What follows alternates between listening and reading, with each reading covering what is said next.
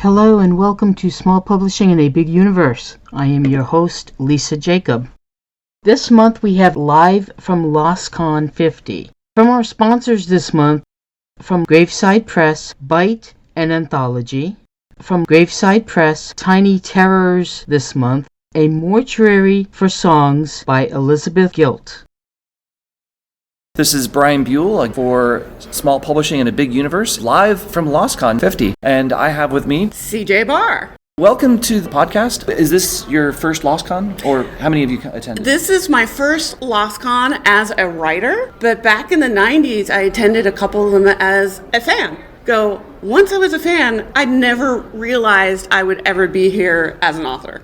What's that transition been like? Has it felt like just jubilation all the way, or any speed bumps? Tell me about that experience. This is kind of funny. I wrote a short story that I felt was publishable, so I sent it in to the first place I wanted to be in, which was an anthology by Marion Zimmer Bradley called Sword and Sorceress, and it was volume 12, and it sold. And it was a piece of flash fiction, and it was the sequel to Cinderella, entitled Does the Shoe Still Fit You Now? And it turns out it doesn't. Prince Charming's not so charming. And Marion was saying, I don't buy rewritten fairy tales, but this one I had to take. So I did that in my 20s, and I didn't sell again until my 40s. And that was long fiction. And I always persevered. You're never too old. People succeed in their younger times. People get success later in life. And now I have 5 novels out. I think Tolkien didn't really write Lord of the Rings until he was in his 40s. I think you're right. And Stephen King, I don't think he reached any kind of success until he was in his 40s. Yeah. So maybe that's the key to success, is just make it to your 40s. Possibly. Had I known that. But it's still good, because everything I wrote between my first sale and my second sale taught me something and made me grow as a writer. That time between your first sale and your second sale had to have been really difficult, because you have this moment of elation where you get your first sale. You've got this great idea. First place I send it to. Who does that? Was there anything specifically that you did to help you get through that dry time? And something that you can give to other writers that might be going through something similar? I wish there was something specific, but to me it was, I just needed to keep trying. And I loved writing. I grew up in a household of readers. From the moment I have my earliest remembrance, both my mother and father always had a book in hand. And then I had a book in hand. And then how I started writing to my teens is I'd devour a series and going, I want more in this world. So in a way, I guess it was fan fiction back then. I just write, and just for pleasure, for myself. And then eventually that turned into original stories. Back then, nobody read my stuff, and it made me happy, even though I wasn't sharing it. And the one-hit wonder, and all of a sudden I'm not there again. I'm like, you know what? Even those one-hit wonders are happy, and as long as I'm doing something that I enjoy, you're going to get better and better. The advice I would give to blossoming writers is persevere, keep doing it, and eventually you will get through. So many people start a novel and don't even finish it. I heard that it's about 90% of people that start don't finish. So it's special if you can actually get a first draft. Even if nobody reads it and you turn it into places and they turn you down, you just accomplished something that 90% of other people can't do. So you have to look at the positives. Stay focused on the positive. So you told me a little bit about the Cinderella sequel that you wrote, and then you've gotten into writing your own original stuff. Tell us a little bit about the stories that you're writing now. So I started out writing supernatural suspense and paranormal romance. That's been fun because I like to kill people in unique ways and not get arrested. So I can do it on paper. On paper, context matters. Context matters. I don't get to go to jail. So for my Fire Chronicle series, which is hopefully going to be 7 books, they're a interconnected standalone series. And the interconnection is one of the 7 archangels. So you can drop in at any time. And they're all going to be sort of slightly different. It can be an ending time, past or present. I was camping, and I had this weird waking dream. I don't remember my dreams at all. And I have no idea why this popped in my head. But I dreamt of a man chained in a cave with a tide coming in. And that's it. And I'm like, what? And so I was talking to another writer friend. I'm like, how this? And he goes, what's his story? That was her question to me. And I said, that's interesting. What is his story? And that's how I came up with Walking Through Fire, which is a Scottish ghost story via treasure hunting romance. And our hero is a ghost who dies. I kill him in the cave with a drowning. It turns out that Simon McKay's family has a treasure that they've been protecting over the centuries. And he didn't even know about it because he was estranged from his family, and he was the last to know. So the villain was trying to get it out of him and killed him. And now, 200 years in the future, the ancestor of the villain knows of said treasure and is now hunting it again. That's fascinating. That's great. Tell me a little bit about your process when you're writing. I think when you said, as we were coming up, that you were a discovery writer through and through. Yeah, I'm a pantser. I generally will come up with an idea, and when I come up with the idea, I know where to start and I know where to end, but the journey is in discovery for me. And sometimes I get stuck and I'm like, oh, I didn't really write a middle. Or other times I get a brilliant discovery. I sometimes think pantsing can be fun because I don't know if I would have plotted that. But it can be tricky because there is a lot of times I start reading through my first draft and all of a sudden I realize, where's that 3/4 mark part of the book? So that does happen. But then you just go, okay, I need to add more stuff here. So what are the techniques you use for revising? Well, the first thing is when I'm getting ready to do the next draft is I do a clean read through and take notes. Like for instance, going, oh, hey, that was a plot loop dropped. I need to figure that out. But if I get really stuck, I go to my writer friends. I really advise, especially new writers, get your group, whether they're writers or not, because sometimes the readers are the best people to help you brainstorm if you get stuck or not. So I guess that's sort of my... You mentioned that you're a musician. Has any of that contributed or influenced the way you write or it goes into your stories? I definitely think so, yes. Because music is creative, and a piece of music, at least to me, good pieces of music, either tells a story through emotion or just affects you from the beginning to the end of the piece of music. And that's exactly what writing is. So it gives me a technical aspect and a creative aspect, and I think that's exactly what a writer is as well, because you have to be creative to think through a storyline, but you also have to be technical to achieve it. As an editor, as even a music editor, Yeah. I think that it also takes a certain amount of courage to be able to make the changes, to cut things that you happen to like that aren't serving the greater work, Yep. or to linger on something longer that may be dissonant, but it does serve the thing. Would you say that that has influenced the way you write and the way you edit? Yeah. I'm probably one of the few writers who love editing. I actually love editing more than writing at times, because there's something right there on the page and you go, oh, that's a lot of words. I can make that smoother, or these 3 words simply be replaced by 1 word. Because I love collecting writing advice. What's your favorite advice that you like to give to new writers? Read. In your genre, out of your genre, expose yourself to as many styles as you can. I really believe an avid reader can make the best writer because they're exposed to a lot and they can see styles. Surround yourself with good people that you can trust their advice, and keep writing. I am not the author I am today until I hit my 40s. So if you really want to be there, you'll find a way, and keep at it. Hi, this is Vanessa MacLaren-Wray.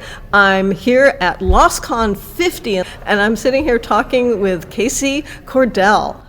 Hello. So is this your first time at Loscon? Yes, it is. Oh, awesome. Well, let's start with your books. Tell me about your latest book. So I have just released the book number 3 in my post-apocalyptic series, and it is technically the 4th book in the series. My series is the post-apocalyptic DJ series. It is about a guy who's just trying to live his best life, share the music that he loves, but he keeps having to deal with monsters, bandits, and his grumpy traveling companion. And it is the most fun that you will have in a post-apocalyptic wasteland. So it's humor. Yes. There's a lot of humor in it, but also a lot of heart, a lot of action, monsters. How to survive and keep your sanity in a post-apocalyptic world. Yeah, just trying to live life while you can. Things are bad, but that doesn't mean you shouldn't have fun where you can. Between the running for your life. You need to get your steps in. Yes. That's good for your health. Yes. So what was the apocalypse? So those actually cascading apocalypses. So 3 things happened kind of back to back. The first thing that happened was the machine overlords took over. We haven't fully gotten to that story, so I don't want to say too much because I still have to write that part. It's mentioned. But the second apocalypse was when, this situation's looking pretty bad. Like these machines are trying to take us over. So maybe some scientists got together and was like, maybe we can open up a portal to a different world and escape and start over. But what actually happened was they opened up a portal and monsters came pouring in. So now you have to deal with monsters. And then a different group of people were like, hey, we have the technology to go underground. So maybe go underground, build civilization under there. But they ran into another monster. So basically 3 different kind of monsters back to back. And it's hard to recover from that. So every time you try to escape, you run into a worse problem. Yeah. You do more than books. Yes. What else? If people come to your website, what are they going to find? The art that I create, I do a lot of different styles, but I like to do colorful skulls, but I also do paper cut art. The imagery in your art that I see on your table, it really resonates with what you tell me about the stories in your books. They seem cheerful, upbeat, and yet also a little dark. Yes, that actually perfectly summarizes. What's your next project? So, of course, we have book 5 in my series, which I'm very excited about. Some very good things are going to happen. Very interesting things are going to happen in book 5. But I put out a novella recently. It's a free novella that you can get when you go to my website called Destroying a World Eater for Beginners. And I want to expand on that one. That one might take a little bit longer. I think it's going to be a little bit more research. It's a fantasy world, but I want it to be kind of like a globe-hopping international fantasy kind of a thing. Globe-hopping international fantasy. So okay. I'm going to have to do a lot more research on other places in the globe. So it's a bit more of a challenge. You sound like a person who will think of a project that will allow them to do research. Yes, good and bad, because you can fall down this big rabbit hole and you're like, maybe I didn't need to spend 30 minutes learning about Arctic research, because that really has nothing to do with my book, but it's still fun. It is. It's a part of life. And it's one of the good things in our modern world that you can do that. Although I still sometimes think back to going to the library, back in the day, of course, and actually flipping through the books. And I still love that part, the visual research of actually having something in front of you. So, I appreciate how much access we have to things now and how much easier it is. But sometimes nothing beats just going to the library and actually flipping something through. About the tactile sense. Yes. The difference between reading a digital book and holding a book. Thank you so much for making time to talk with us in the middle of trying to organize your stuff for the last day of Loscon. So this is Casey Cordell. Check out her website, find her books, find her stickers, find her art. This is Brian Buhl for Small Publishing in a Big Universe, and this is live from Loscon 50. And I have with me... Hi, I'm Marla White. Has this been your first Loscon, or have you been to many others before? This is my first convention, period. So first time Loscon virgin, I guess. So your first convention, how has that experience been for you? I wasn't really sure what to expect of it. I knew it wasn't going to be, San Diego or anything like that, but I was really charmed by all the different vendors here. I wasn't expecting the Pendragon people with the costumes and the jewelry people. So it's been a hoot. It's been great. Have you had opportunity to attend many of the panels at all? I only got to go to one. I went to the marketing one yesterday and learned a lot of great stuff. I wish I could have gone to more of the story ones, but it is a little hard to find the time. Let's talk about your books. I write in a couple of different genres. So obviously the one that brought me here was the more fantasy thing that I write about. It is all about Gabriel in the 3 books trying to figure out what he needs to do to get back in his boss's graces to get back into heaven. Tell me a little bit about what your writing process was like. Do you tend to plan out well in advance, or are you more of a discovery writer? Good questions. As far as inspirations go, that sort of got me thinking about it. We had an angel there. So as far as my writing process goes, I tend to like to outline things and know where I'm going.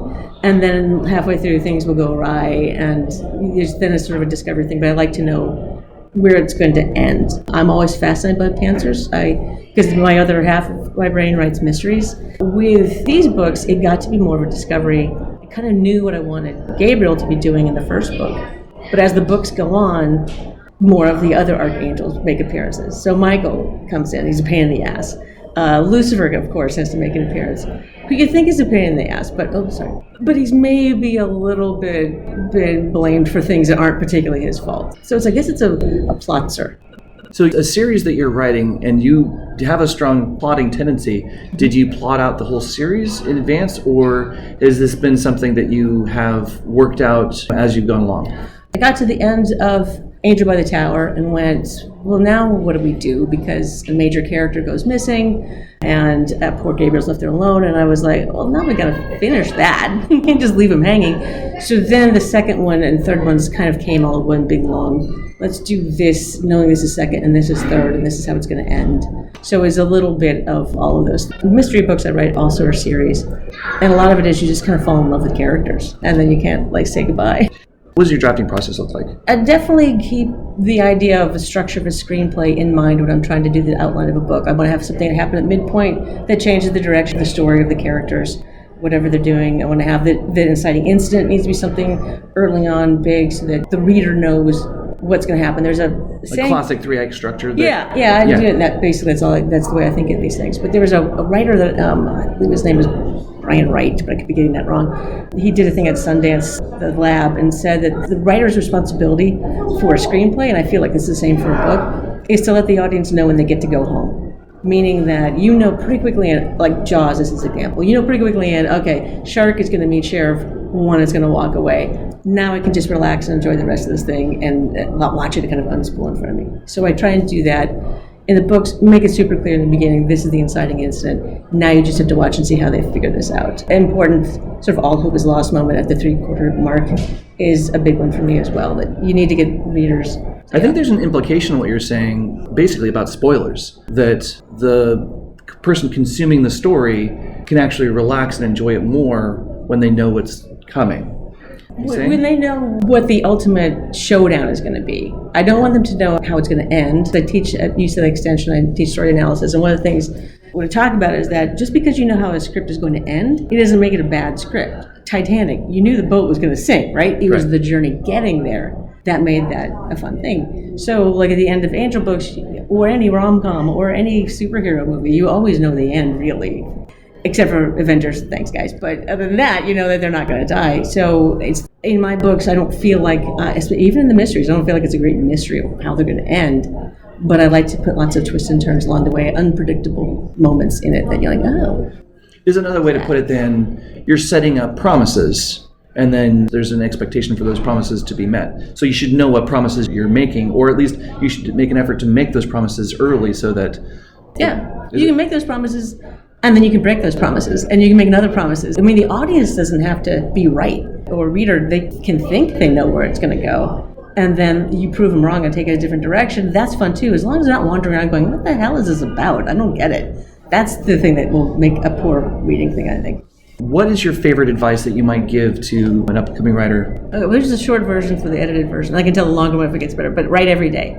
Even if it's for 10 minutes, even whatever, write every day. It is a muscle you have to grow, just like going to the gym. If you don't go, you're never going to get fit. Thank you so much. This is Brian Buhl, guest hosting on Small Publishing in a Big Universe, live from Loscon 50. And I have with me... Mark London Williams.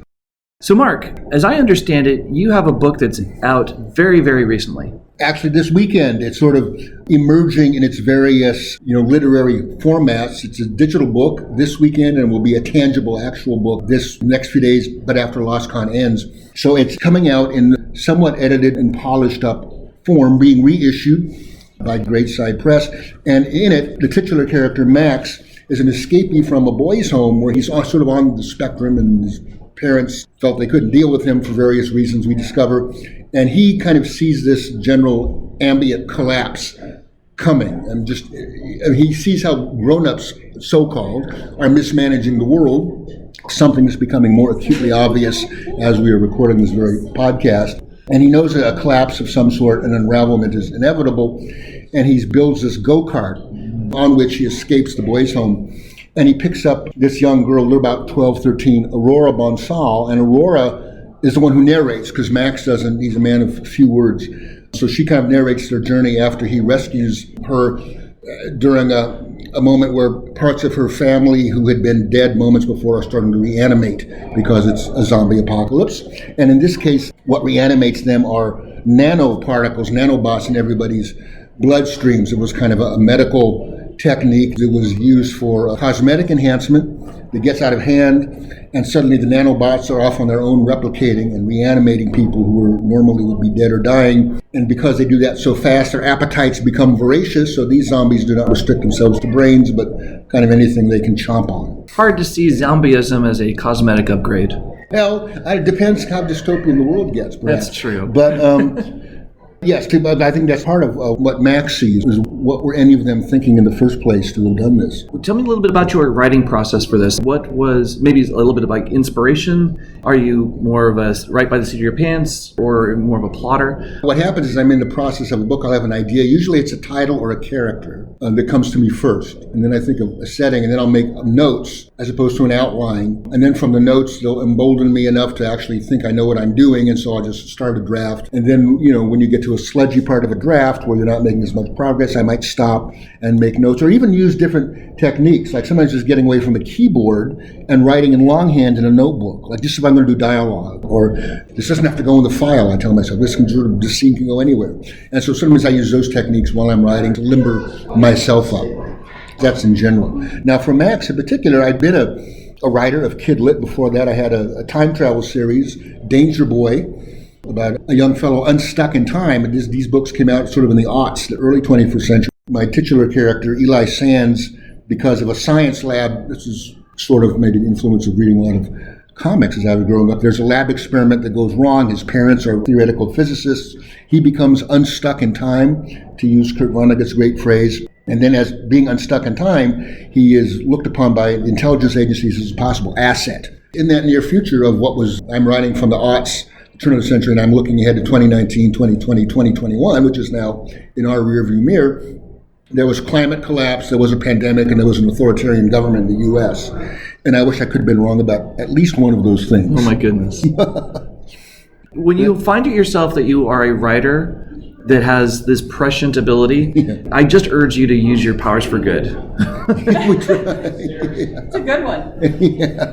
We just had a writer walk by and agree with that. So it kind of depends almost on the format. As far as published prose, though, it's definitely been middle grade and early YA stuff. As far as how one affects the other, I actually, maybe took me a while to know this about myself, but I kind of like the tightness and precision of journalism, right? Because in the column, you have to kind of say something and then say it sort of quickly, and especially if you're like 5 or 6 items in a 1,500, 2,000 word column, quoting people who made a film or who just won an award show that you've been at or whatever, you've interviewed them.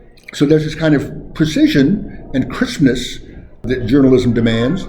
Can I port that over sort of the structure of my fiction writing, my prose? Especially I find the way I construct chapters and get in and out of a chapter. I find that the column writing has really helped with that. Conversely, being a storyteller, I find that really helps shape the content of the columns as far as what story you want to tell, and even being able to start with someone's quote, then you're going to wander, but you're going to come back to it at the end. You already have a sense of how that's going to, speaking of confluences and thinking more in aquatic terms, how that might sort of all come back and make sense, even though it seems like you're going in different directions initially. You can kind of bring it in for a landing. And that's where the fiction writing, I think, has really helped the journalism. I collect writing advice from different authors, and so what is your favorite advice to give to a new writer?